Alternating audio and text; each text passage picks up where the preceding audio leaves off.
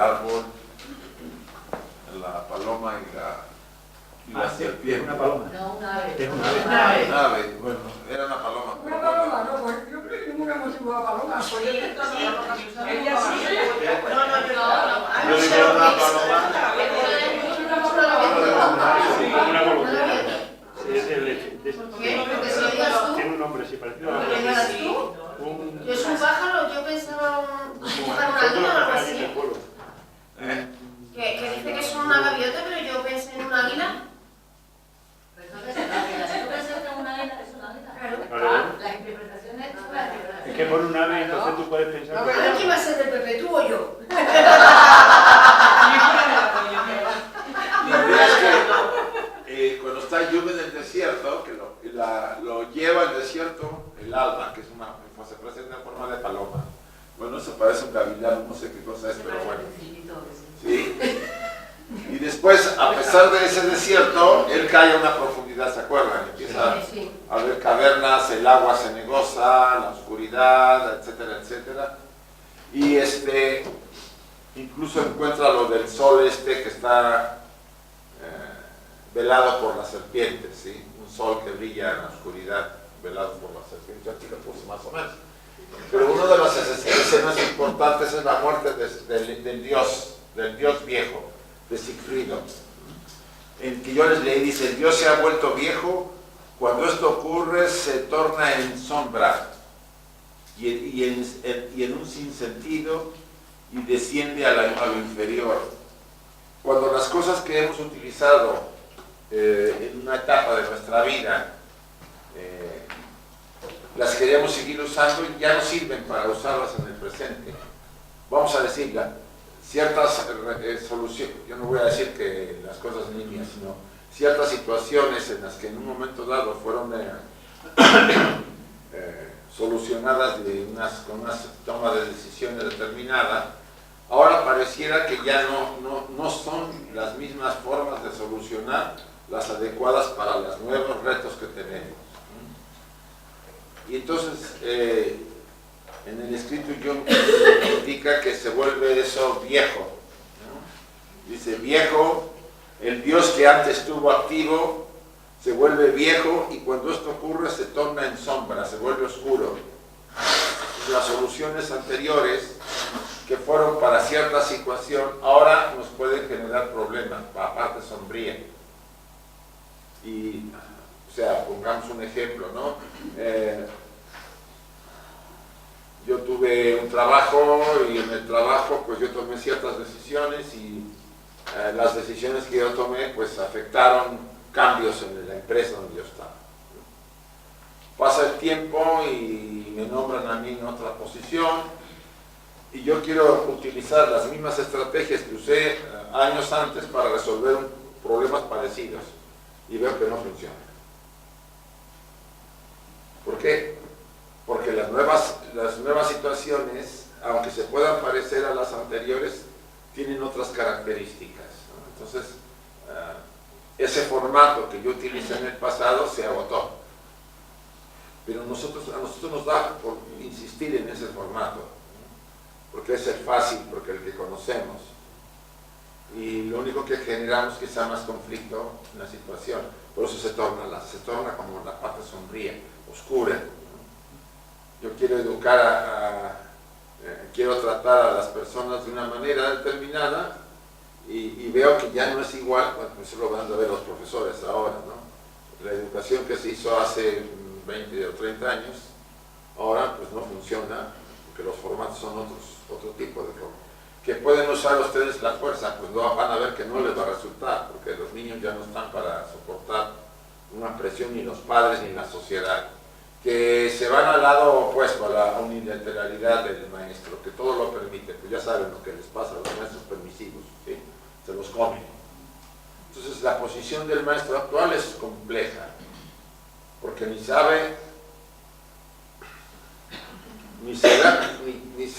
si permitirlo todo es lo factible o reprimirlo todo es lo factible. Entonces hay que buscar una solución intermedia o de camino medio. Y además cada estudiante tiene su propia fórmula, no todos los puedo tratar igual, ¿no? Se ha pasado. la fórmula no se puede aplicar en forma general. Por alguna razón,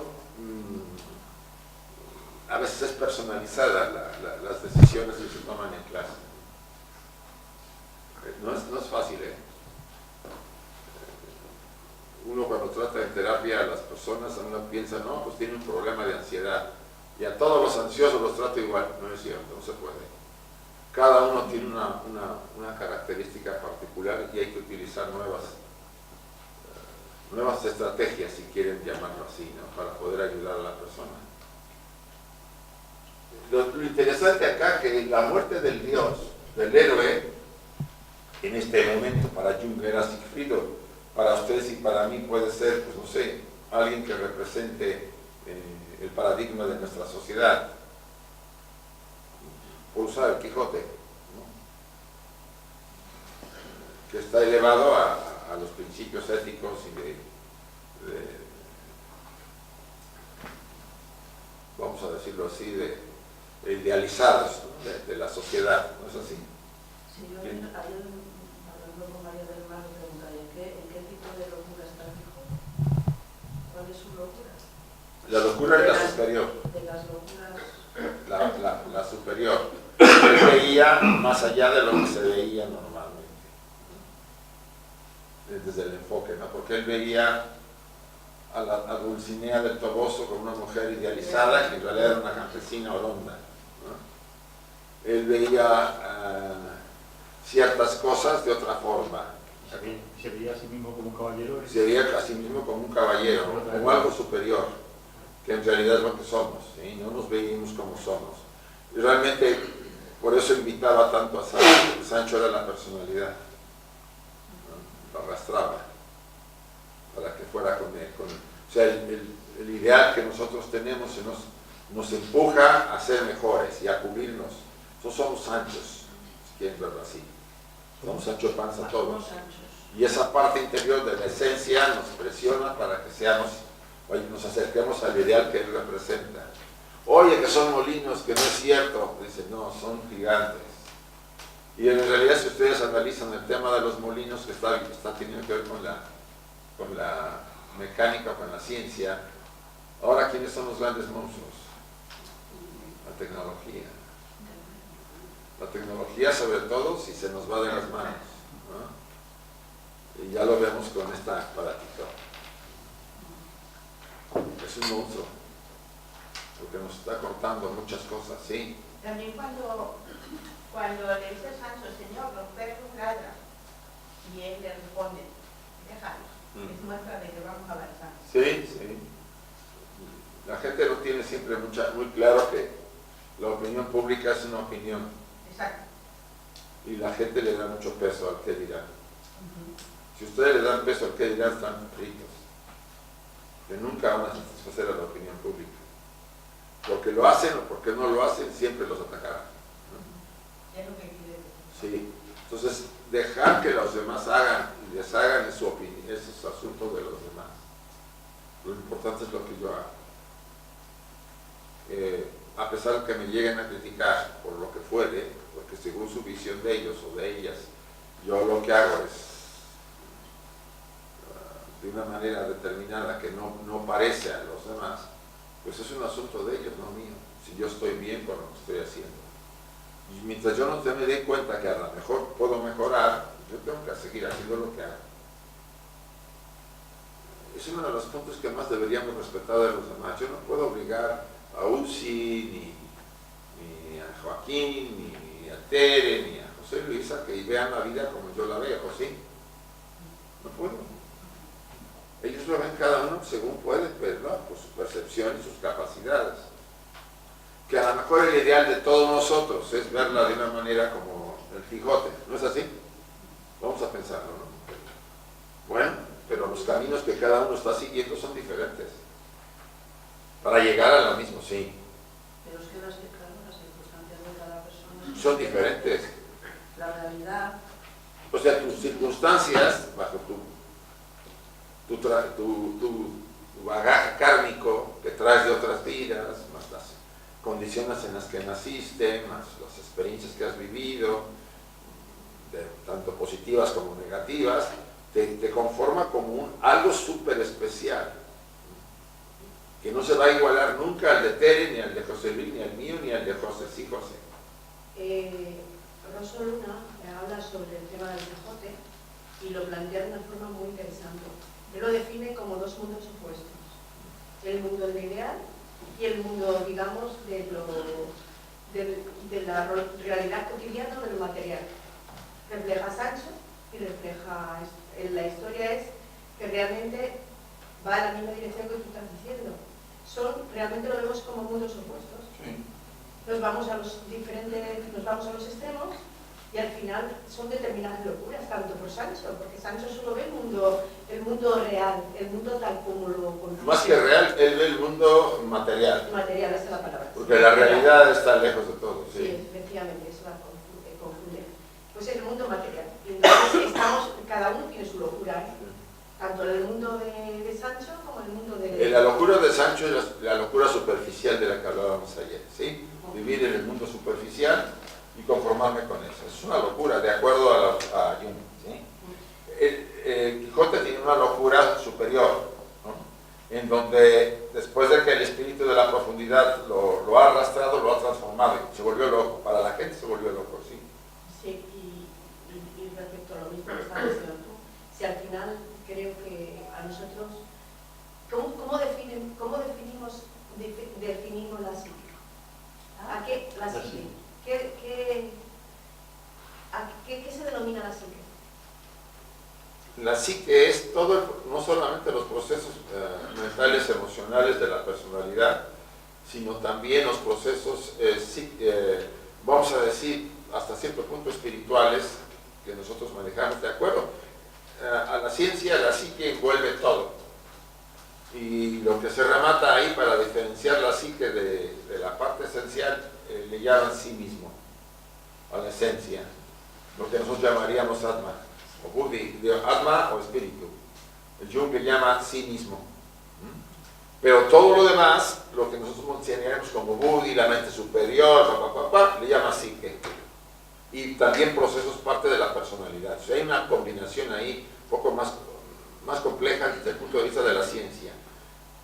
Y nosotros, pues, quizá en filosofía lo podemos separar un poco más, aunque al final es un modelo, ¿no? Que deberíamos tomarlo con calma, no a suponer que así está la división, como dice Blavatsky. Es que estaba esta mañana, tenía yo una obra de Evans Went, ¿cómo se pronuncia así? Donde Jung hace un comentario sobre una de las enseñanzas que él está traduciendo. Y leyendo el tema, me pareció muy interesante lo que decía, que decía algo así como: nosotros en Occidente tenemos un gran problema, porque nosotros estamos muy condicionados por nuestras enseñanzas católicas. Lo viene a decir mejor, yo lo que entendí. Nuestra psique está enferma porque en el momento que tenemos el tema del pecado original, en el momento que tenemos que Dios está fuera, en el momento que todos vivimos hacia el exterior, por lo que tú decías antes, ¿no? Que estamos siempre muy pendientes de lo que digan los demás. Nosotros vivimos cara al exterior, creando una imagen para el exterior, pero todo condicionado por esa concepción que tenemos de esta enseñanza, que realmente nos enferma. Y nuestra psique, venía a decir, nuestra psique es que está muy enferma, muy dañada. Yo diría eso que... lo enfocaba así. Sí, en parte está bien, pero en realidad el alma tiene la función doble. Por un lado nos dice un tiempo, a ver, vas a vivir hacia afuera, pues para prepararte, desde el niñito, desde el feto, se va desarrollando el bebé. O sea, hay una etapa en que necesitamos la vivencia, como llaman el Nivriti Marga, hacia afuera, ¿sí? Los hindúes, ¿no? Y el Pavriti Marga es hacia adentro. Entonces el Nivriti Marga es básico, sí, porque te tiene que formar el ego. Ya que el ego está formado y tiene ciertas experiencias que son necesarias para que el alma demanda, llega un momento de la llamada. Y es ahí donde empieza el problema. El ego no quiere hacer caso, quiere quedarse donde está. Le da miedo introducirse en sí mismo, verse como es, no como se ha creado una imagen fantástica y no se acepta como es, sino como le gusta ser. Y ahí está nuestro problema, porque ya no queremos regresar al origen, porque regresaremos con otra mirada, con otra visión, con otra madurez, con otra autoconciencia, y ahí es donde está el reto. Entonces, ¿qué le pasa en el caso de Jung? Pues que él se resiste al principio a ver lo que el espíritu de la profundidad le hacía ver, el alma, ¿no? Entonces le dice, sí, pues te voy a llevar adentro para que veas cómo estás, y le muestra el desierto. Pues así estás con todo tu éxito en el mundo exterior, así estás por dentro. Seco, casi muerto, no tienes vida. Por eso no tiene sentido tu vida ahora, porque te ha secado. Se secó el agua de la vida. Y eso a Jung lo mueve, le genera toda una confusión, lleno de miedo, etc. Imagínense todas esas experiencias de que alguien que era muy racional, de repente se encuentra con que lo racional lo tira por la borda y se enfrenta a experiencias psíquicas muy fuertes. De ahí pues baja la profundidad, ya vimos ayer, ¿no? Todas las partes de las sombras, los cuchicheos que oye, sigue con el miedo, llega a la caverna más profunda, las aguas negras le llegan por las piernas, escucha la cabeza de un hombre asesinado, que era la cabeza de Sigfrido, que está flotando sobre las aguas, pero después la escena en donde él y el otro tipo con el que se encuentran matan a Sigfrido. O sea, tiene que matar esa idea, esa forma idealizada de vida que había llevado, que le había hecho triunfar, que le había hecho hacer todo, pero al final se agotó, se volvió viejo, se volvió la sombra. Y si seguía así, se iba a volver sin sentido porque iba a ser unilateral, que ese es el problema de Jung. Entonces, pareciera que en el momento en que iba a caer en la unilateralidad, le surge la crisis. ¿Y qué ocurre? Pues bueno, simbólicamente mata al héroe y después sale, y ahora, hoy vamos a ver el tema de Salomé y Elías. Pero ¿qué pasa en el infierno? Pues se le cuestiona todo, ¿sí? Los dioses que tenían mueren, porque la única manera de que surja nuevo Dios es que muriendo los anteriores. Por eso las crisis que tenemos en la vida, para que rompamos con los parámetros que hemos utilizado en el pasado y nos abramos a nuevas formas de verlo, pero al ego le da miedo lo nuevo, entonces quiere retenerse en lo viejo, malo por conocido que bueno por conocer. ¿Se acuerdan del dicho popular? Oye, que vas a tener una nueva pareja, pero ¿qué aprendiste del anterior? Pues no sé, pero es que él fue culpable de todo, ¿vale? Entonces vuelvo con la nueva y le repito el modelete, porque no aprendí, no me di cuenta que los modelos que utilicé ya no funcionan con la nueva pareja porque es diferente, y yo debería haber aprendido algo con el anterior, pero lo vuelvo a repetir y vuelvo a tener problemas. Y así hasta que yo, después de tanto sufrimiento, me doy cuenta, ¿no? Digo, pues no, todos se parecen a mi madre, ¿no? Por decir algo, ¿no? Y yo no lo he querido ver, pues no puede ser, yo tengo un tema ahí con mi madre, un hijo, padre. Entonces ustedes y yo hemos pasado por situaciones así y no nos damos cuenta. Insistimos con modelos antiguos para resolver la vida y nos damos cuenta que no funcionan ya.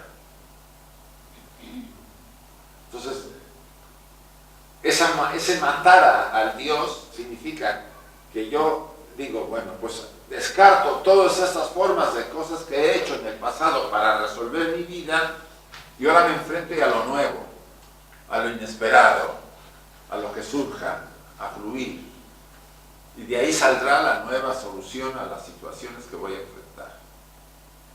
¿Me están siguiendo? ¿Va? ¿Somos capaces? Pues yo creo que sí, todos, aunque nos dé miedo, como dice Jung, síganle, sigamos. Tenemos miedo, sí, pero hay que seguir. Ahí ya vamos a resolver las cosas como vayan surgiendo. No nos vamos a quedar, aunque nos aterroricen, ¿no? Porque yo no digo que no nos vamos a sentir aterrorizados, que la forma de haber resuelto nuestras vidas en el pasado ahora les digamos, pues no sirve, ya vamos a abrirnos a lo nuevo. Eso pues a cualquier ego personal le va a simbrar y va a darle miedo, ¿no? De ahí la problemática de que si el ego no está preparado, pueda tener problemas de la segunda forma de locura, la patológica, porque no soporta lo nuevo. Sí, perdón, primero estaba ahí. Bueno, yo lo que quería decir es, Jung tiene un proceso, ¿no?, en el que mata a su Dios, pero ¿eso cómo se da?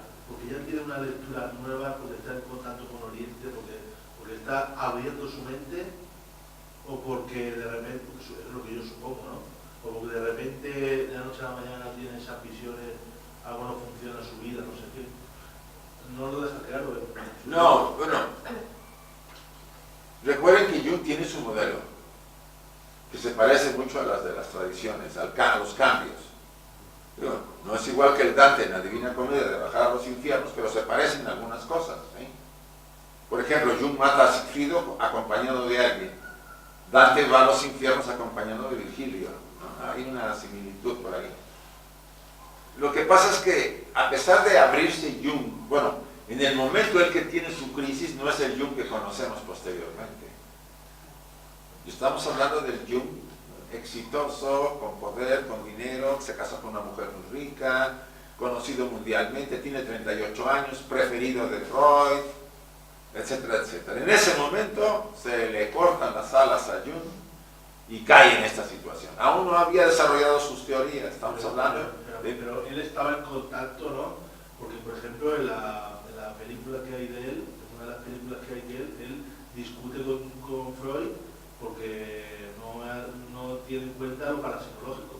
Sí, pero eso no significaba que él había abandonado a su Dios. Sí, algo tendría que tener, algo le moviría o no. Lo que pasa es que no es tan fácil romper con los parámetros en los que hemos sido educados y en la vida que hemos tenido. Recuerden que a veces el Dios no solamente lo tengo yo, lo tiene toda la sociedad que me rodea.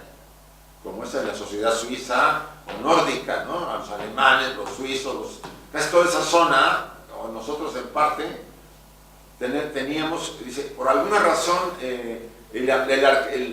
la esencia de Jung en sí mismo escogió a Sigfrido, ¿no? Por alguna razón, porque tenía una relación con el modelo que Jung seguía, ¿no? Del héroe, el héroe nórdico, rubio, importante, famoso, casi inviolable, porque el único punto de debilidad lo tenía en la espalda, ¿no? O sea, nada le afectaba en su momento.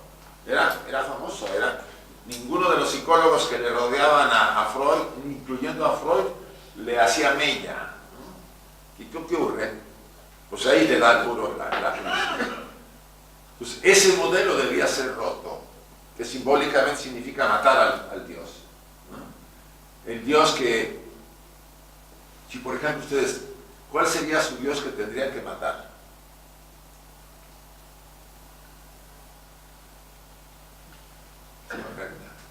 Mira, el comentario de ejemplo que quiero poner es el siguiente. En las diferentes etapas de nuestra vida, tenemos conflictos. Y entonces, si esos conflictos no los resolvemos, va a crear una individualidad desintegrada. Y si yo me creo, he creado un Dios que no soy, o sea, me he creído lo que no soy, eso va sumado a todos esos conflictos que traigo de las diferentes etapas de la vida. Entonces, en la medida en que yo resuelva esos conflictos, voy a ir integrando mi personalidad y entonces es cuando no voy a repetir, como bien has dicho, encuentro otra pareja y entonces vuelvo a repetir el mismo modelo que yo tenía en el anterior, pero porque no he identificado y le echo la culpa a la otra, siempre, o al otro. Sí, digo, no, es que la culpa era de él, o no sé qué. Su mamá, su familia, todos fueron culpables, yo no fui culpable. Exacto, pero si yo no he identificado los conflictos que tengo individualmente y no los he resuelto, entonces voy a seguir fracasando en esa nueva relación. Sí. Y esos son, dicen, hay familias desintegradas, también hay individualidades desintegradas. No, normalmente las desintegraciones empiezan en el individuo. En uno mismo, en la individualidad. Sí. Entonces, eso es. Y es bajar al infierno. Bajar al infierno es cuando yo me doy cuenta de todo eso y empiezo a resolver. Y al empezarlo a resolver, pues voy a vivir una vida nueva. Empiezo a matar o resolver, ¿no? Que es lo mismo. Y entonces voy a vivir una vida nueva, voy a ser diferente y mi relación va a ser diferente. No tan solo con la pareja, sino para con todos los demás y los que me rodean. Por eso pueden ustedes soñar que los matan a ustedes o matan cosas dentro de su vida, o a seres que están junto a ustedes, ¿sí? Y mato a Dios que yo misma me he creado que soy. Sí, normalmente en los sueños aparecen como personajes que se están muriendo o los están matando, que son estructuras de ustedes que están muriendo, porque va a haber una renovación, ¿no? Hubo una época también de la primera etapa de la entrada de la sociedad filosófica, donde había muchos sueños con temas de la muerte, pero incluso había en algunos en el que yo estaba dentro de la caja. ¿Tú estabas dónde? Dentro de un féretro. Sí, es que quiere decir que el cambio va a ser total. Pero yo sentí que estaba dentro. Y como ver, como por pequeños huequitos de la caja, ¿no? Y ver hacia afuera, pero yo dentro de la caja. Sí. A ver. Cuando has preguntado ¿qué Dios interno quieres matar? ¿Cómo? ¿A qué él ha hecho una pregunta, a ver Sí. si tengo que claro. ¿Qué Dios interno quieres matar? Sí. ¿Vale? Entonces, ¿a qué te refieres? Porque claro, yo estaba intentando pensar eso, ¿no? ¿Y a qué te refieres? ¿A aquello, por ejemplo, que no me gusta de mí, que yo ya veo? ¿O aquello que ha sido una parte de mi vida y, por ejemplo, la pereza? Quiero matar la pereza. ¿Eso es un Dios interno? Eso no puede ser un Dios interno. No, matar a un Dios interno es todo lo que tú has tenido como bueno, bonito, agradable, útil y negativo. Todo. Tus ideales. Todo. Mis ideales. Todos esos elementos que hasta ahora te han servido ¿Sí? y que de alguna manera ahora están haciendo aguas porque ya no te funcionan en tu vida, eso es lo que quiere decir quitarse de encima al Dios interior, al Dios que tenemos. Por ejemplo, el Dios podría ser ese Dios colectivo de la tradición. Por ejemplo, el de los toros, el de matar, tirar una cabra de no sé dónde, el de desplumar, ponerle a un toro los no sé qué. Todas esas tradiciones son los dioses antiguos que deberían ya desaparecer. Sí. Fueron viables en su momento, tuvieron su fuerza en su momento, porque realmente, por ejemplo, las corridas de toros fueron ceremoniales, eran ceremonias religiosas, no eran diversiones, ¿sí? El toro representaba, y en todo el Mediterráneo hay clásicas tradiciones de que el toro era la representación de la fuerza, de la virilidad, de la no sé qué y no sé cuánto, y fue adorado como un dios, ¿sí? Pero se agotó, pero no lo queríamos matar, no lo queremos mantener porque la fuerza de la... Y eso impide que la sociedad española, porque yo hablo más de acá, dé un paso para crecer, porque se está quedando en el pasado. Por eso le es más fácil caer con un caudillo, le es más fácil tener reyes, le es más fácil, a pesar de todas las broncas, seguir votando por gente que está estafando al país, pero que tiene una ideología que es compatible con él. O sea, todo ese tipo de formas son primitivas. ¿Una especie de sometimiento a todo eso? Sí, porque estamos sometidos al Dios. En realidad lo que tantas veces tú comentabas con el tema, y que eso viene en la literatura que tú comentabas, que has comentado otra vez, ¿no? En el tema de los arquetipos, que son patrones de conducta, que son representaciones de esos antiguos dioses que tú comentabas, y que son los que realmente, de alguna forma, han ayudado a que llegamos a un punto en nuestra vida, Sí. pero que a partir de ese momento, a partir del punto que uno considere, son estructuras ya que no sirven, y más que no te sirven, son como tapones que te impiden que tú realmente llegues a realizar tu propia cuestión personal interna, ¿no? De alguna forma. Como si ustedes quisieran solucionar su vida con los patrones de conducta cuando tenían en la adolescencia. A ver, ¿cómo lo van a hacer con la adolescencia? ¿Les va a funcionar? No, ya no funciona esa parte. Mira, Isaac, me gusta mucho este ejemplo que pones de las tradiciones. Y que hay que matar eso.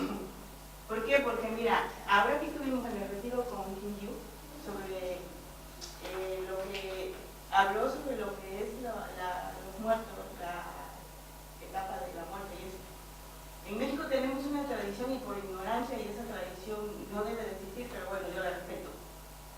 Es lo que se hace el día 1 y 2 ¿El de los difuntos? entre los difuntos.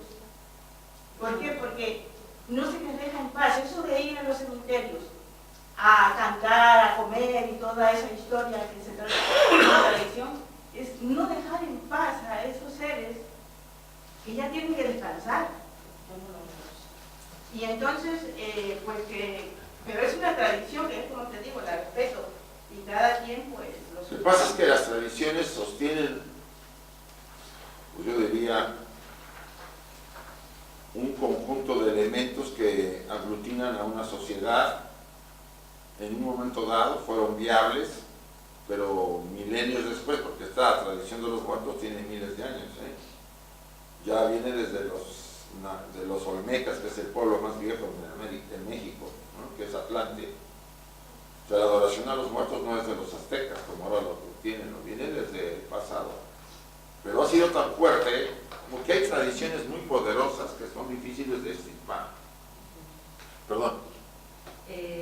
Vamos a ver, yo no sé si es que yo no lo entiendo o estoy confundida, ¿no? En mi forma de entenderlo. Yo para mí cuando alguien me pregunta cuáles son mis dioses internos, para mí son ideales. Por eso le pongo la palabra dioses. Entonces me da la sensación de que no se refiere a ideales, verdad, justicia, no sé qué. Entonces, si yo tengo que entender eso, ¿cómo voy a matar a ese dios si para mí sigue siendo mi dios? ¿Cómo fue ¿O a qué se refiere? ¿Cómo fue tu verdad cuando eras adolescente? ¿Cuál era tu verdad? Pues un poco la que sigue siendo ahora, lo que pasa es que no la tenía tan clara. Bueno, pues esa forma de verdad ya debe haber sucumbido a la nueva forma de verdad que tienes ahora, ¿o no? Sí. Tu visión ahora es más amplia de la verdad, ¿no es así? De alguna manera murió esa parte. La visión del niño y del adolescente ha dejado de estar en nuestras vidas, y en mi caso hasta del adulto medio. Yo veo fotos mías de 25, 30 años y no las reconozco. Digo, no, yo no soy este. Algo en mí dice, esto no puede ser yo. Como que algo cambió tan fuerte que ya no te reconoces, porque esas etapas han sido ¿qué? Han sido dejándose. No digo que no han sido necesarias, han pasado. Entonces, el matar al Dios no se refiere solamente al bosquejo de todos de los ideales que todos profesamos en el sentido de esencia, ¿no? Sino a la visión unilateralizada, no lo digo muy bien, pero bueno, del mundo como lo hemos manejado hasta ahora en nuestra vida, ¿no? Cómo resolver las soluciones, los problemas que hemos tenido en el pasado, quiero resolverlos ahorita, pero no puedo resolverlo. Si yo tenía 25 años y enfrenté un problema de ataques en la escuela, pues ahora que tengo, en mi caso, 72 años, no lo voy a resolver como lo resolví cuando yo tenía. O sea, esa manera de ver el mundo. Eso es como esquemas de conducta, ¿no? Sí. Entonces, toda esa visión está basada en un Dios. Como en el caso de Jung, ¿no? Triunfar, tener poder, tener dinero, dominar el mundo, papá. Ese es un Dios que, acuérdense que los dioses también tienen sus sombras. Son los arquetipos que están también en el lado. Todo arquetipo tiene su lado oscuro. Acuérdense. ¿Se acuerdan que antes había les presentaba yo el árbol de la vida de la Cábala, que tenía luz y oscuridad, ¿sí? Entonces, el mismo arquetipo, cuando se agota, muestra su lado oscuro. Entonces, ¿a qué nos referimos matar al Dios? A ser capaces de enfrentarnos a las, como decía Krishnamurti, a las situaciones nuevas con una visión no condicionada por el pasado, sino abierta a soluciones nuevas. Esto puede ser más fácil de entender. Sí, yo reflexionando en la pregunta que tú has hecho, me viene a la mente pues como cuando era niña, y para mí leer la historia de la vida de los mártires y la vida un poquito, aunque yo no estoy no estaba muy condicionada, creo, pero no es cierto, sobre la Iglesia Católica, porque nadie me obligaba a ir y no ir, tal. Yo soy consciente de que mi forma de actuar tiene mucho que ver con ese condicionamiento. Es decir, el sometimiento al padre, la sensación de que el tema de la mujer, pues continuamente lo que me ha llevado a todo esto es a una forma de actuar que efectivamente ahora pues siento que no tiene nada que ver con los condicionamientos religiosos, pero sí con mi forma de actuar en la vida. Entonces yo puedo ver ese sometimiento al padre y a lo mejor sometimiento a otra cosa a nivel material. Esa forma de actuar como mujer, que aunque me revela a la vez, hay en mí una especie de sometimiento hacia el aspecto masculino, es una lucha entre todo eso. Y al final soy consciente de que yo estoy muy condicionada. Todos. Pero a lo que voy es que digo, no, si a mí no me ha afectado para nada la iglesia, si a mí mis padres no me obligaban a ir. Yo iba cuando quería y dejé de ir cuando me apeteció. No estoy nada condicionada. ¿Cómo que no? Es una forma de vida. Porque el entorno te condiciona, porque no solamente es la ir a la iglesia, es la gente, sus comentarios, la educación, la escuela, los amigos, todo te va generando un patrón. Dejamos esos patrones para ahora estar atrapados en el materialismo, Sí. en que estamos condicionados. Hemos pasado de poner a la iglesia arriba y poner ahora el materialismo. ¿Por qué creen que cuesta tanto entonces a un individuo llegar a matar a su Dios? Porque primero tiene que vivir la crisis del desierto y de bajar a su infierno. Cuando tú bajas al infierno, tus dioses desaparecen, los viejos dioses ya no funcionan. ¿Qué pasa cuando una persona le da una depresión? ¿Qué le ocurre a su mundo? Se desbarata, casi se suicida, se pone en una pared, en una habitación oscura, viendo la pared, no come, no duerme, no trabaja, no quiere hablar con nadie, está ahí, así, un descuido y se pega un tiro. Se acabó su mundo, se acabó el Dios que lo había manejado hasta ese momento, su visión del mundo ya no sirve. Entonces, ¿qué pasa cuando sale de la depresión? Pues hay una renovación, a pesar de que vuelva a seguir haciendo algunas cosas parecidas, ya no es la misma persona, algo se murió de esa persona en la depresión. Por poner un ejemplo, que puede ser un accidente mortal, bueno, mortal no, porque ya no puede decir ni tío, pero casi mortal, o una enfermedad que está agonizando y después sale y es diferente. ¿Quién me quería preguntar? Sí. Yo lo que no entiendo es, vamos a ver, llega un momento que matan a Dios, pero hay un cuestionamiento previo, hay un darse cuenta, un acto de conciencia. No, nada. Aquí dice que el espíritu de la profundidad lo enfrenta. Es todo subconsciente, entonces. Todo le está pasando a él, no subconsciente, consciente, pero no puede detenerse, dice él en el pasaje. Algo lo impulsa. Debo matar a eso, debo matar a esa visión. Él está todo renovado y quiere salir corriendo, quiere volver a su vida normal. Pero el espíritu lo agarra y dice, ahora te enfrentas. Es lo que dice el pasaje. Yo no lo pongo en detalle porque no acabaríamos nunca. Y lo enfrenta y él se ve obligado, o sea, la sensación de que encuentra un tipo que dice, vamos a matarlo, sí. Y llevan un fusil y sopa, bueno, en el anterior, ¿no? Sí. Ahí están los dos, miren, no se ve muy bien. Aquí están los dos, aquí está el disparo y aquí está el héroe con el muerto. Le pegan por la espalda. Dice, a un héroe a un Dios no lo puedes matar de frente porque tiene muchos poderes, lo tienes que matar por torne. ¿Cómo mataron a Jesucristo? Lo traicionaron. ¿Una traición? ¿O no? Le mató por la espada, te traiciono. Pero el problema está que el asesino y el asesinado, ¿qué? Son lo mismo. Si yo mato a mi Dios, me estoy matando, me estoy autosacrificando. Eso lo tenían que pescar para que les encaje todo el modelo. ¿Por qué lo mata por la espalda? Porque no puede matarlo de frente. Pero porque tiene mucha fuerza. Pues sí. La estructura en la que vivimos quiere destruirla de frente, no puedo. Tengo que traicionarla para deshacerme de ella. Tirarlo despistado. Sí. Entonces, ¿qué pasa? Todo eso es simbólico. Como en el caso de Jesús encaja mucho. De eso que Jesús dice en el Evangelio de Judas, que le va a pedir a Jesús a Judas que lo traicione. ¿Para qué pensar? Más claro no se puede ver. Y Judas dice que ¿cómo?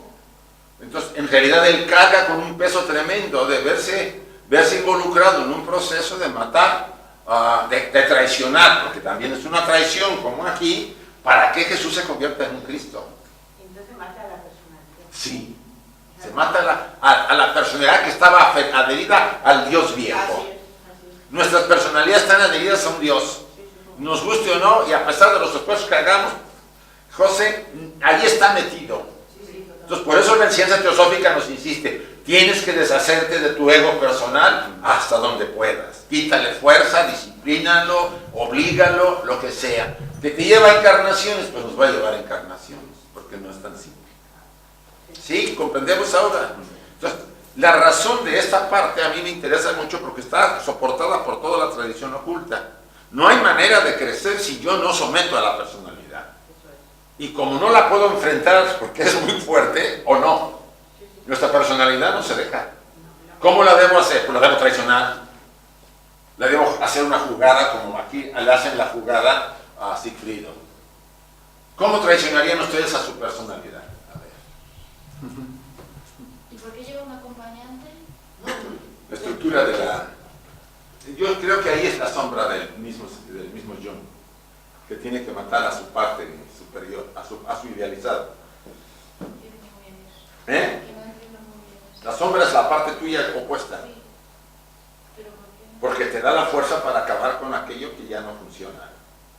La sombra es una energía aparentemente oscura, pero tiene mucho poder. Si la sé integrar, me servirá para tomar decisiones. ¿Cuánta gente no puede tomar decisiones? No puede decir no en su vida. Y tiene un montón de problemas. Yo conozco así de gente. Obvio también el llegar a decir sartes de zorrajazo, te digo no, a mucha gente le duele, pero hay quien puede hacerlo. Y esa es la fuerza de la sombra. El poder que tiene ella, cuando tú te has trabajado ella y ya no te identificas, pero utilizas esa energía para tomar decisiones. Entonces, ¿cómo se traicionarían ustedes a ustedes mismos para poder liberarse de ese Dios? Quizás primero descubriendo al ego en su momento de actuar. Cuando ahí, ¿no? Entonces ahí cuando lo puedes destruir porque lo pillas de espalda, lo pillas, muchas veces lo hemos leído con Krishnamurti, como que lo ves, pero así de raspajidón para no verlo de frente, sí que está muy bien. Eso, sí, como que lo ves del ego y ahora te vas a traicionar, es hacer lo contrario a lo que está haciendo el ego, ¿o no? Sí.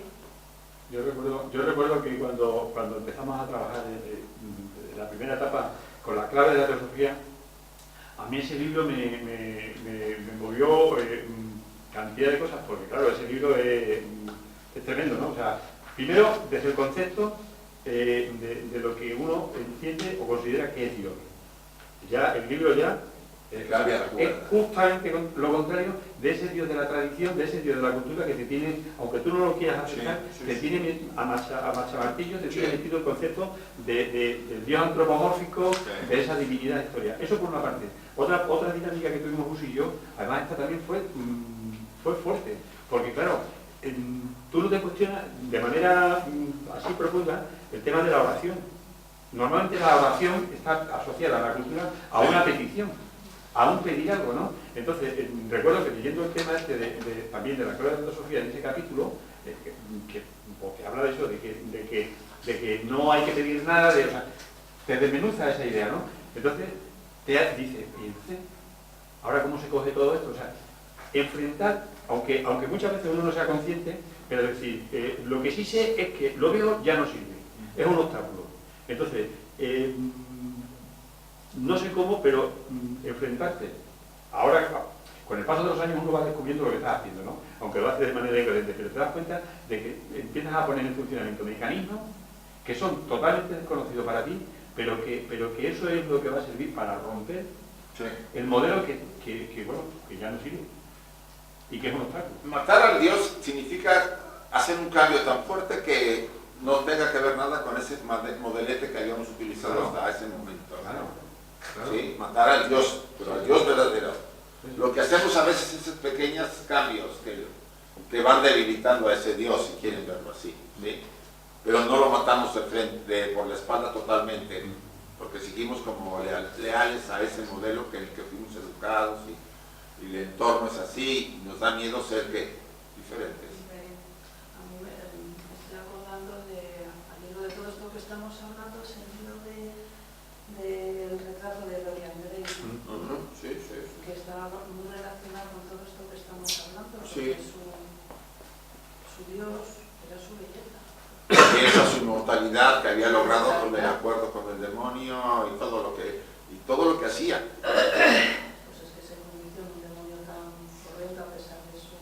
Entonces lo quiso matar y se mató. Sí. Y aquí lo que se trata es, sí, se mató porque el ego muere, no el ser verdadero. Y Dorian Gray lo maneja, Oscar Wilde lo maneja de esa forma. Pero la realidad es que ustedes y yo, los cambios en la vida lo que hacen es matar ese modelo que hemos usado como de un Dios. A veces hemos usado el Dios Marte. ¿Cómo sería el modelo del Dios Marte? ¿Todo a base de qué? fuerza, de broncas, de luchas, pues, todo el tiempo estoy luchando contra todo el mundo. Me puedo pasar a Mercurio. Mercurio es pues más sabiduría, más conocimiento, ¿sí? Menos violencia, más buscar el equilibrio. O me puedo pasar con Júpiter. ¿Y cómo sería matar a Júpiter en nosotros? ¿Qué simboliza Júpiter? Júpiter es el dios principal, es Zeus, el símbolo de los dioses principales, del demiurgo. Nosotros dicen que somos el demiurgo, las personalidades. Por eso queremos controlarlo todo, ¿no? Y queremos que todos se sometan a nosotros y que nos idealicen y creemos que la gente gira alrededor de nosotros. ¿No se han fijado la idea de que veo a todos y todos giran alrededor mío, ¿no? Ese es Zeus. Y por supuesto, deshacernos de ese modelo lleva a que tú te vuelvas, en el sentido verdadero, humilde, ¿no? Una persona sencilla, sin pretensiones, pero no de palabras, sino de vida real, porque la humildad no se puede decir, se vive. A mí el que me sale con que es humilde, pues yo ya sé que no lo es. Y para Jung, cuando ocurrió este proceso, matar ese Dios interno que para él era todo lo que había conseguido, todo el éxito, toda la vanidad que tenía, porque es que lo que hizo alimentar eso, porque es lo que el ser humano tiende naturalmente, y más, todo eso se le cayó. Fue tremendo para él, y eso era se quiso suicidar. Y eso era su Dios. Sí. Imagínate, porque estaba como desierto, arriba, adentro. Imagínate en un desierto, dices, pues ¿qué he hecho en mi vida que esté todo un desierto? Pues sí, he vivido para afuera, pero adentro me sequé, me estaba muriendo. Entonces, el matar a ese Dios, Jung dice que poco después tuvo hasta pensamientos de suicidio. Es que, ¿para qué vivo? Pues sí, porque hablaba como personalidad, se estaba muriendo. Pero dice, el espíritu de la profundidad lo empujó y siguió adelante. Fíjate, ahora que dice esto de que tenía ese intento de suicidarse, hay muchas maneras de hacerlo, porque yo me acuerdo cuando tuve esa profundidad de entender cosas y que yo, como he estado toda la vida trabajando, no he vivido fuera, todo ha sido mis clientes, ¿no? Cuando salí al mundo y me vi tan pequeñina que ni salía, ¿no? Con decirte que yo no he ido en mi vida, hasta los 28 años, no he ido a un cine, no he tenido un amigo, no he tenido una amiga, no he salido de paseo, fíjate lo que es. Pero fíjate... ¿Qué cara de monja tenías ahí? Pues ahí voy. Estabas en un monasterio. Fíjate. Por eso la iglesia ahora. Ahí voy. Y tengo que dar gracias a la vida porque yo no me voy a suicidar. Pero me preparé los papeles para irme de este mundo porque no me puedo. No, hay un momento. Entendía como la gente podía comprar. A ver, y como mi abuela pobrecita no tenía para comer y apuntaba. Y pues si no puede, no lo compre, que no es necesario, hay cosas que... Todas esas cosas me las imaginaba yo. ¿Qué hice? Me preparé los papeles para irme de aquí. ¿Qué me pasó? Que la vida me puso a mi marido y cuando entré en Teosofía es cuando yo me di cuenta de que no me fui a la India porque tenía que cuidar a mi marido. No me fui a la India porque el alma de mi hija quiso retornar a mí y necesitaba una persona distinta a mí, ¿no? Y ahí es donde yo empecé. Y por eso siempre lo digo. Y dicen, hemos hablado que hablar de los muertos no, porque a ver, cuando un ser se muere, tiene un tiempo que uno puede dedicarle para que suba y haga el trabajo. Sin sufrimiento. Sí. Pero después que pasa el tiempo, habla de él, si él está ahí, el espíritu. Fíjate que en los libros de Pauloma, de Purúquer, él habla de que cuando hay un amor profundo por alguien,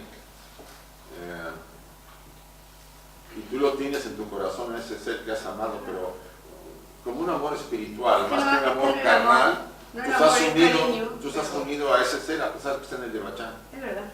Y eso es una cosa que me llamó la atención, que dice Purúquer.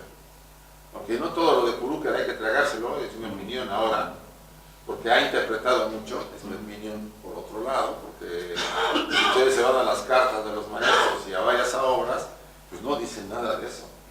Entonces, ¿qué quiere decir? Que Purúquer en su desarrollo, y como ustedes quieran llamarle, interpretó. ¿Sí?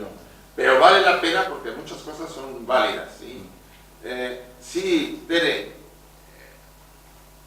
la realidad es que cada quien trae un bagaje de otra vida tan poderoso y tan fuerte que nos influye a ser de determinada manera. ¿Sí? Ustedes y yo traemos un condicionamiento muy poderoso. Acuérdense que el 80% de nuestra estructura es de otra vida, de la vida anterior, por lo menos. Entonces, si yo fui monja o fui vendedor de chicas en el Cairo,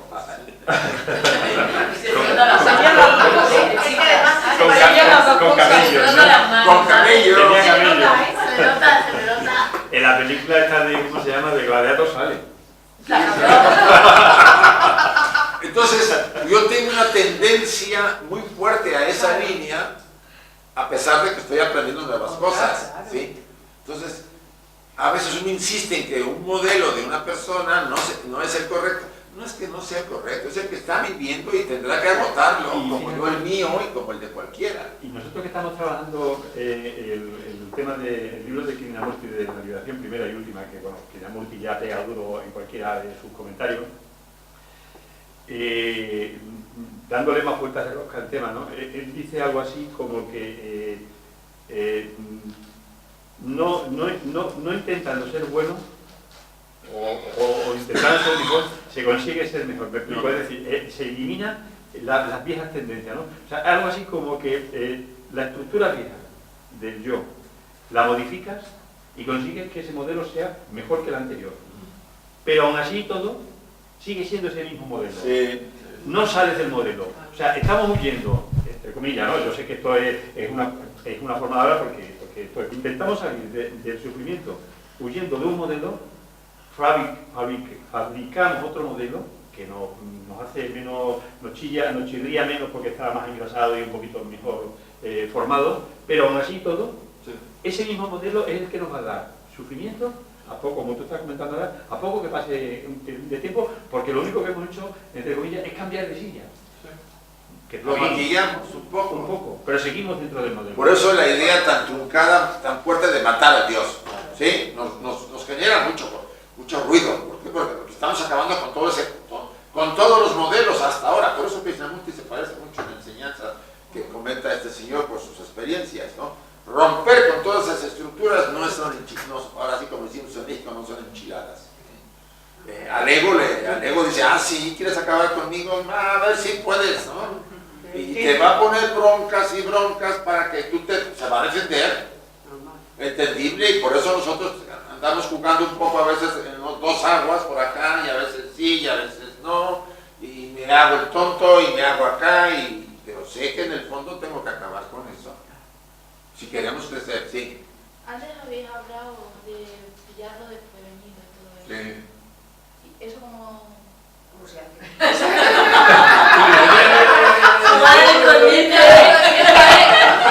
Saber que transformarlo, pero ¿cómo se hace? Yo lo que haría es decirle al ego que utilizo, mira, hay una tortillita, ¿no? Mira, y por atrás agarro un mazo y o le pones a la tortilla de patata una salsa que te... O cianuro, como ahí quieren hacerlo, ¿no? O cuando se lo vaya a comer salinas. Eso. No, eso no es traicionar, es aumentar el deseo. Pregunta que tenía la salsa porque me ha hecho daño. No, tienes buena la pregunta porque en realidad agarrar desprevenido al Dios o a la estructura, porque en realidad esa estructura es el demiurgo. Acuérdense que el demiurgo es el que controla todo lo que hay, genera vida, porque su poder, la palabra es creación. Nosotros creamos, somos demiurgos en pequeño, ¿no? Como personalidades, ¿sí? El demiurgo es esa. Por eso a Zeus le gustaba pues una chica, pues tenía otra chica, y nosotros pues a veces hacemos eso, ¿no? Vosotros. Okay, actuamos. Entonces, ¿cómo acabar con cómo agarrar, como dice ella, distraído y traicionar o deshacernos? ¿Cómo lo haríamos? ¿Con qué lo haríamos? A ver. Yo voy encaminada a lo que ha dicho dicho Usi, es decir, nosotros cuando estamos tomando conciencia y en el tema que ahora está tan de moda del aquí y el ahora, estar presente, al final es como si nosotros continuamente estamos reaccionando. Entonces, pillar desprevenidos, eso es. En un momento pillar, aquí está saliendo mi energía. Pero yo no tomo conciencia, según tú has dicho antes. Cuando ha preguntado Antonio, ha dicho que yo no tomó conciencia, que lo hizo porque estaba aterrorizado y lo mató. Pero no había entendido, o yo no lo he entendido bien. No es que no haya tomado conciencia. Una fuerza lo empujaba a que hiciera eso. Pero era consciente que lo tenía que hacer. Sí, en un momento dado sí. Si tengo que matar a Sigfrido. Pero al principio no. Al principio en la crisis. no, él quería escapar. Él quería escapar No, de la situación. ¿Por qué? Porque se iba a romper con todo su esquema. Pero de repente el espíritu de la profundidad dice, no, tú no te me das, tú tienes que enfrentarlo. Y él se hizo consciente y lo mata. Pero eso no habla de la noche oscura del alma. Oh, pues sí. Es decir, eso es un proceso donde estás realmente en la profundidad. Pero si nos estás preguntando cómo podemos manejar ahora para poder matar ese tipo de dioses que tenemos en nuestra vida y que nos hacen actuar... Tomando conciencia. Claro, nosotros continuamente estamos reaccionando. Sí. Estamos reaccionando, no somos conscientes de Sí, nuestros movimientos, sí, de nuestra forma de actuar. Cuando sí. uno está tratando de tomar conciencia de todo esto y ayudándote a conocerte realmente, hay un momento en que tú te das, aquí está saliendo la envidia. ¿Y qué hago? Simplemente lo estoy traicionando. Sí. Porque no me estoy dejando arrastrar. Sí. O al contrario, actúas de otra manera contraria a lo que estás sintiendo. ¿Sí? Es el que traiciono, porque ahora voy a hacer lo contrario. Porque, volvemos. Puede ser un juego del ego esto, ¿eh? Sí, sin duda. Si tú dices que debe ser lo contrario, puede ser el ego que se ha dado la vuelta y te ha pillado. Pero sí, el problema aquí es que necesitamos determinadas herramientas. Necesitamos herramientas. En darte cuenta. En darte cuenta. Darte cuenta de si estás dentro del campo del ego, si estás fuera o no. Es complicado. Mira, en una de las... ¿Viste la película de Lutero? Que también tiene muchos elementos. En una de las partes de Lutero donde se tiene que enfrentar a los juicios, al primero de los juicios, está metido en una celda, no sé si lo habéis visto, y por la noche tiene una lucha interna consigo mismo. Se le oye hablar, su maestro se acerca y le escucha y ve cómo sufre. Él está pasando por su noche negra. Y él habla consigo mismo, está hablando con su ego. ¡Déjame en paz, porque no sé qué, no me puedo! Está como loco. Y yo digo, eso tiene que ser la lucha que hay para decir, déjame, que yo sé lo que tengo que hacer, ¿no? Sí.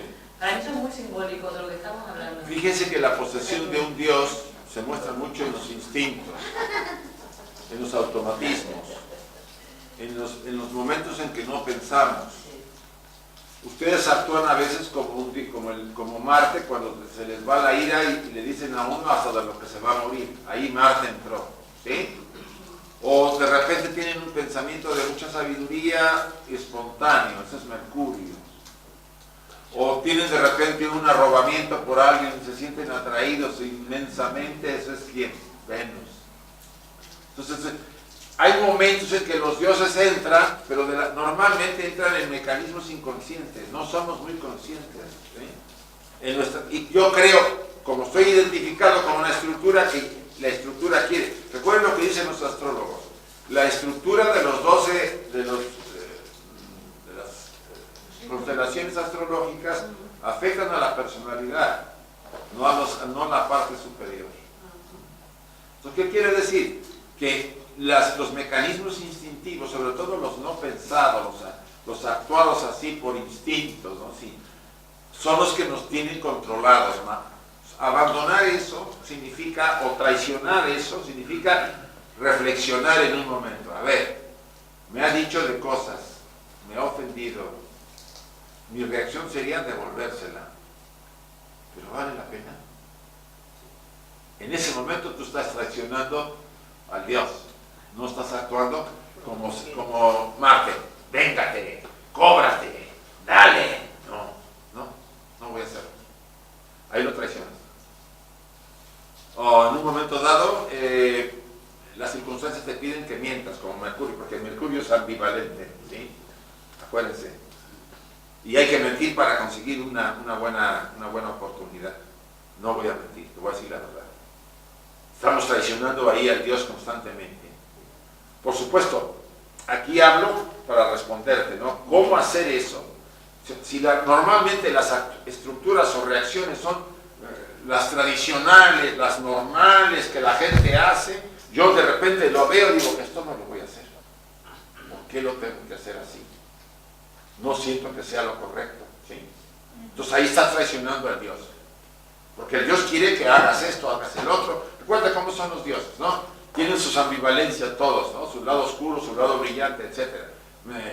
Saturno, tiene sus cosas, ese se cobra, le dicen el dios del karma, ¿no? El Saturno, el dios de la. Entonces, como si yo soy consciente de todas esas reacciones de mi estructura constantemente, y yo utilizo la conciencia, el estar atento, el estar consciente, y decir, a ver, Isaac, ¿qué vas a hacer? Eso no es lo correcto. Te dijeron unas cosas ahí, ¿qué vas a decirle? No le hagas caso. Ahí estoy traicionando a ese Dios que quiere que yo conteste, que haga yo algo, viéndolos desde este enfoque. Y a mí me parece un buen mecanismo, que por eso tanto se insiste en la meditación en el aquí y en el ahora, ¿sí? Y fíjate, qué curioso es que los 7 días de la semana influyen en nuestra personalidad. Como el lunes, que está relacionado con la luna, el martes con Marte, el miércoles con Mercurio, el jueves con Júpiter, el viernes Venus, el sábado con Saturno y el domingo con el Sol. Sí. Fíjate. Sí. Los 7 Y días por de eso, la semana. hoy llueve. Por eso no gusta tanto el domingo.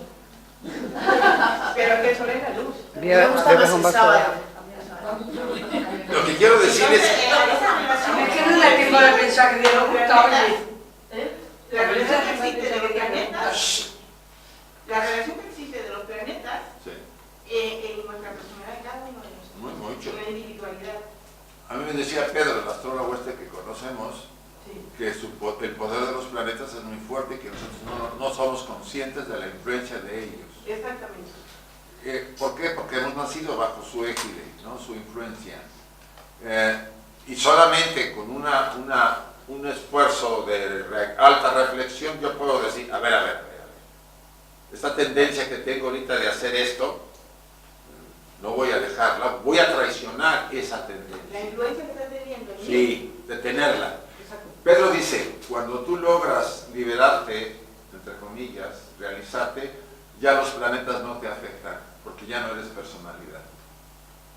Hay una astrología, la astrología tradicional ya no afecta al individuo que está liberándose, porque los planetas ya no tienen efectos sobre la estructura personal, dado que la ha ido sometiendo. Y el séptimo día, que es el sol, es la luz. Sí. Fíjate. Entonces, los planetas personales no tendrían ahí ninguna influencia. Sí.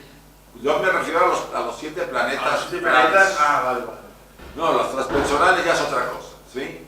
Y los seguirán teniendo influencia, pero aún así es relativa en comparación con el poder que tienen sobre la estructura de los planetas tradicionales, ¿sí?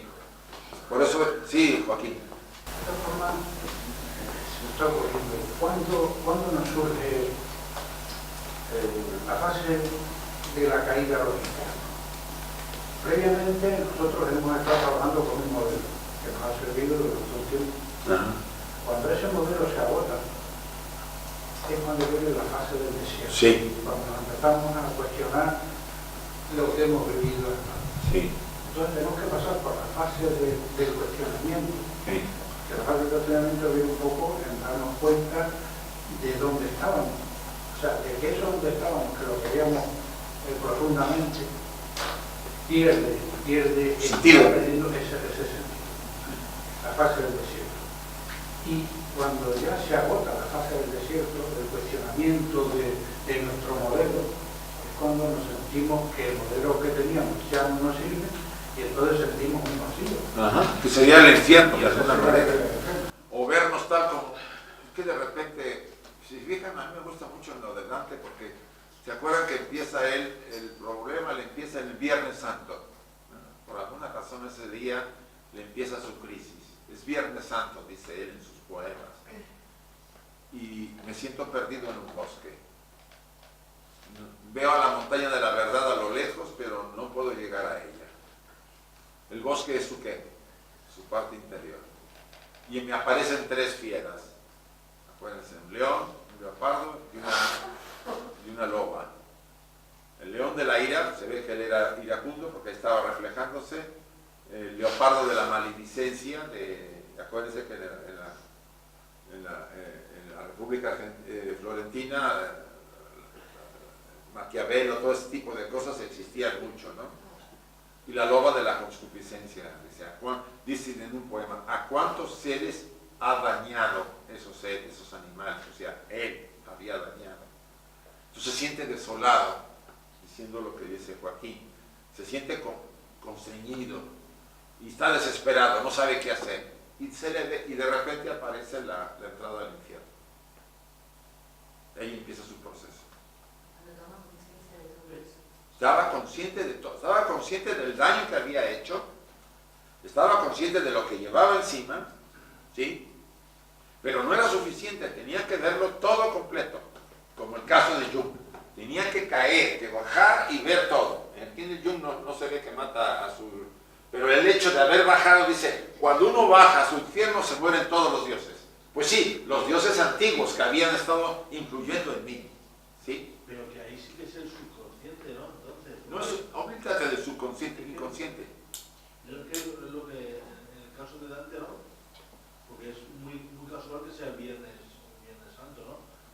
Con la invitación a Cristo, de Dante, parece que es como el que vaya muy encaminado. Porque de alguna manera, si ustedes ven en Jung, una parte que no hemos visto, él acaba crucificado como el Cristo, en una crucifixión mistraica. Si ustedes leen el manual,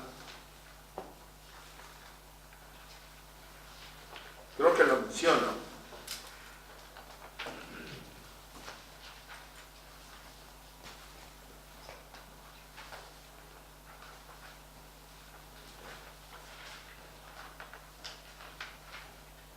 Dice, cuarto momento, página 2. Relata el misterio, su primer encuentro con Elías, Salomé y la serpiente, y finaliza con una peculiar crucifixión mistraica de Jung. Entonces, ¿por qué se crucifica a Jung? ¿Por qué simbólicamente es crucificado?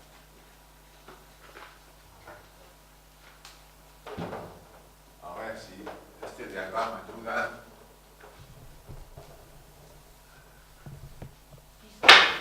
Mistraica se refiere a lo místico.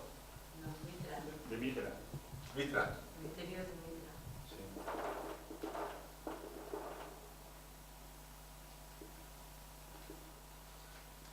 Muere en la cruz porque Jung es la personalidad, ¿no? Es lo viejo, tiene que morir en los elementos. En 4 elementos. Claro.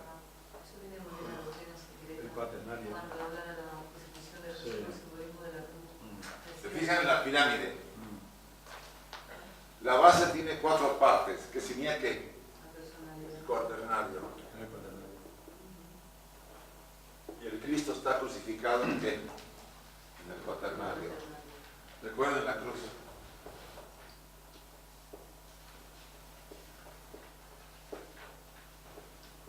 En realidad no sería Cristo el crucificado, sería Jesús, ¿no? En misa es Jesús, no Cristo. Vamos a dejarlo así. Ah. Los 4 elementos están en las 4 caras de la pirámide, ¿sí? Agua, tierra, aire y fuego. Es la composición de nuestro cuerpo. Ahí está el Cristo crucificado. Lo tenemos prisionero de nuestra estructura. Entonces, Atma es la punta de la pirámide, la esencia superior. Esta estructura es la que lo tiene prisionero. Entonces, cuando yo me convierto en Cristo, yo me autosacrifico, sacrifico a ese Dios que me gobernaba, que al demiurgo, y me convierto en lo verdaderamente que yo soy. Y para poderme convertir en lo que yo soy, debo ser capaz de sufrir el autosacrificio, que eso significa bajar a los infiernos. La bajada a los infiernos, ¿qué hace? Que rompo yo la relación con el cuaternario y me uno hacia lo superior. Por eso cuando dice el Cristo que baja a los infiernos debe estar crucificado, y dice el pasaje de la obra, y se convierte el Cristo en el infierno. Él también es el infierno, porque él tenía los dos. Pero después se libera. Porque el misterio es, ¿a qué fue a los infiernos? A predicarle a los de abajo. Eso es una invención de la canónica de la iglesia, porque no sabía cómo explicarlo. ¿A qué va a los infiernos Jesús? ¿Sí? ¿A qué va? Pues a predicar. Sí, pamplinas, no va a predicar. Va a convertirse en lo que es también, porque Él es también oscuridad. Él es el Dios bueno o malo. Por eso cuando asciende es el Dios renovado, el Dios bueno o malo, luz y oscuridad, ya no es el mismo de antes. En realidad, ¿sabes qué?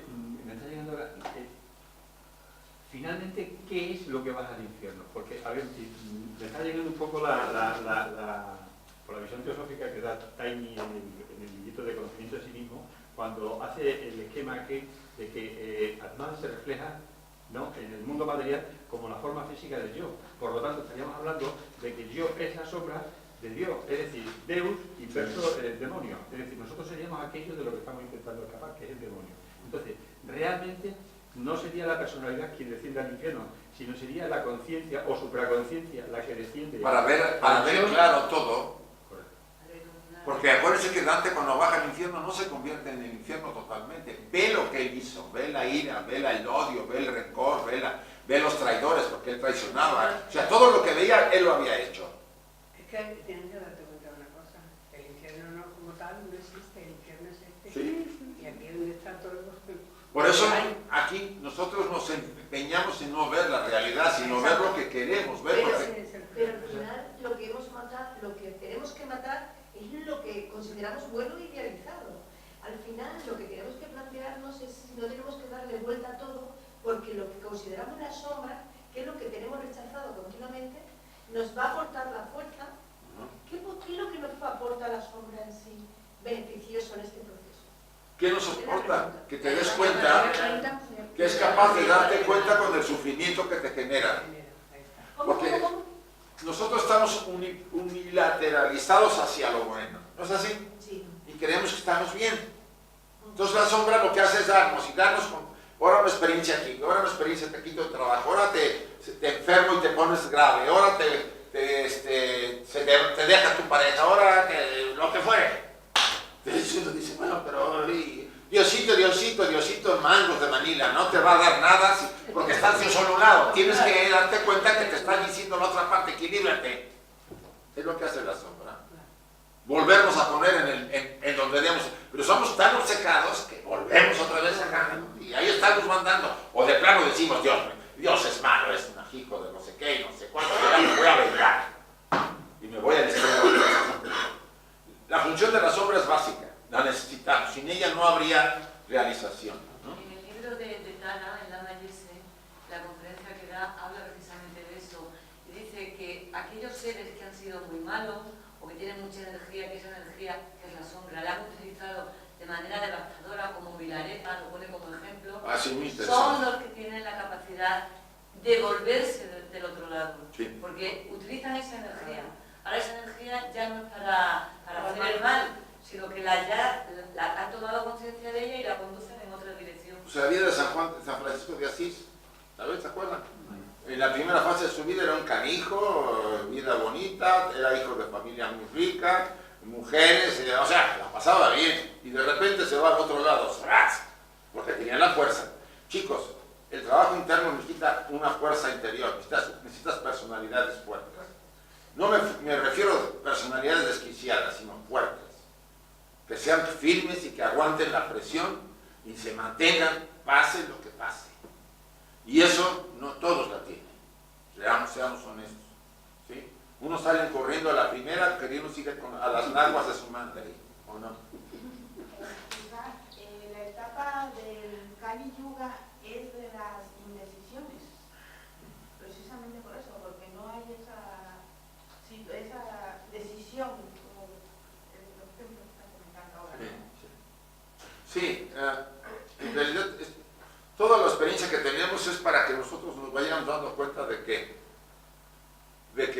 abandonar nuestros viejos dioses es importante. Hagámoslo como lo hagamos. Jung lo mata. Ustedes y yo los podemos ir domesticando primero, bajándoles la presión y después diciéndoles ya no sirves, cuando fuera. Lo maquillamos un poco. Sí, al principio los maquillamos y les decimos que sí, que no.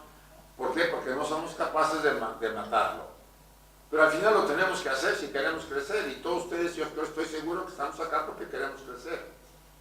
Mientras ellos estén hablando y cuchicheando como oye él cuando baja a los infiernos, pues nos van a asustar. Pero él dice, cállense, yo quiero hacer esto, dice Jung en un momento dado. No les hace caso a nadie. Eso es importante. A ver, chicos, tenemos la media. Demostrado a otro, es lo mismo. Entonces, sí, es complejo. El tema del sueño es un tema muy interesante, por eso los invito el día 29 a escuchar la charla sobre sueños y la muerte, ¿sí? Por Facebook en vivo. Se queda grabado si no lo pueden escuchar, ¿sí? Hasta las 7 de la noche. Pero volviendo al tema, por eso algunos no recuerdan, porque no hay un bagaje, un trabajo hecho para poder recordar. Aunque hay técnicas que pueden ayudarle a algunos. Una vez una chica les comentaba que así, pintando mandalas, empezó a recordar sus sueños. Pero no todos. Otros por ciertas órdenes que se dan antes de dormir, otros manejando lo que le llaman la yoga de los sueños. Es una técnica de un monje budista donde se concentra en el chakra de la garganta y si no en el chakra frontal para tratar de recordar. Y sí funciona, a mí me funcionó el de la frente. O sea, hay varios, pero en realidad todos soñamos y todos tienen, aunque no todos los sueños tienen un significado profundo, porque hay muchos, como decía Blavatsky, digestivos.